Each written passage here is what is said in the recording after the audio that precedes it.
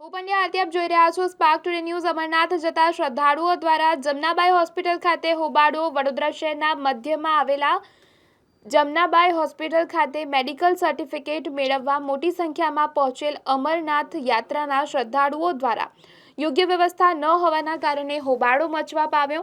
અમરનાથ યાત્રાએ જવા મેડિકલ સર્ટિફિકેટની જરૂરિયાત ઊભી થતી હોય છે, જે વડોદરા જિલ્લા માટે શહેરની મધ્યમાં આવેલ જમનાબાઈ હોસ્પિટલ, એસએસજી હોસ્પિટલ અને ગોત્રી હોસ્પિટલ ખાતેથી અમરનાથ યાત્રાએ જતા શ્રદ્ધાળુઓને ટોકન આપી મેડિકલ કરાવવાનું રહેતું હોય છે, પરંતુ આજે જમનાબાઈ હોસ્પિટલ ખાતે ફક્ત 50 ટોકન જ આપવામાં આવતા અને આશરે 300 થી 400 જેટલા લોકો પહોંચી જતા યોગ્ય વ્યવસ્થા ન હોવાના કારણે લોકોમાં નારાજગી જોવા મળી। નાગરિકોએ જણાવ્યું કે સમગ્ર જિલ્લામાંથી જ્યારે મોટી સંખ્યામાં લોકો મેડિકલ માટે આવતા હોય ત્યારે ટોકન વધારવાની જરૂર છે, સાથે કોઈ ટાઈમ પણ નક્કી રાખવામાં નથી આવ્યો, જેના કારણે લોકો સવારથી અને બપોરથી 1 વાગ્યાના લાઇનમાં ઊભા છે, પરંતુ હોસ્પિટલના સત્તાધીશો દ્વારા યોગ્ય જવાબ આપવામાં ન આવતો હોય તેના કારણે ભારે હાલાકી ભોગવવાનો વારો લોકોને આવ્યો છે। અહીં લોકો સવારે 10-11 વાગ્યા લાઈનમાં ઊભા છે આવીને, અને 1 વાગે આ લોકો ટોકન ઇસ્યુ કરી દે। 4 વાગ્યાનો ટાઈમ છે, લોકોને 1 વાગે ટોકન ઇસ્યુ કર્યા,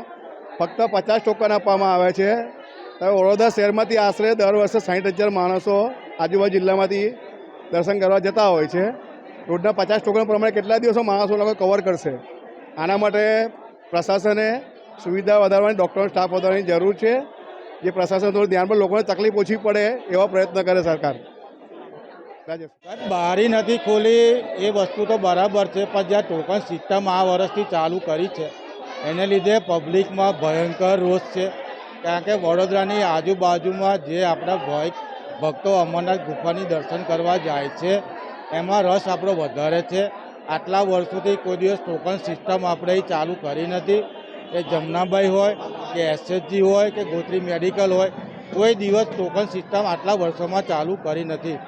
આ વર્ષથી કેમ ટોકન સિસ્ટમ ચાલુ કરી છે એ મેનેજમેન્ટને સમજવું જોઈએ, એની પાછળનું શું કારણ છે સરકારશ્રી સમક્ષ રજૂ કરવું જોઈએ, ને જે પબ્લિક હેરાન થાય છે એ બહુ મોટો પ્રશ્ન છે। અત્યારે આટલી ગરમીમાં તમે જોઈ રહ્યા છો, લોકો ટોળું બારી ખુલે એના માટે પડાપડી કરી રહ્યા છે, પણ બારી ખુલશે કે નહીં એ કોઈને બી ખબર નહીં, પણ બધા એવી આશા રાખીને બેઠા છે કે ભાઈ ભોલે બાબાની ઈચ્છા થશે ને ગવર્મેન્ટને, મેનેજમેન્ટને, જમનાબાઈના મેનેજમેન્ટને કોઈ સલાહ આપશે ને બારી ખોલશે તો આજે એમનું મેડિકલ થાય। હું પોતે ચાલુ નોકરીએથી આવ્યો છું, અત્યારે રોજ સવારે રજા પાડીને આવવાનું કોઈને પણ પરવડે નહીં।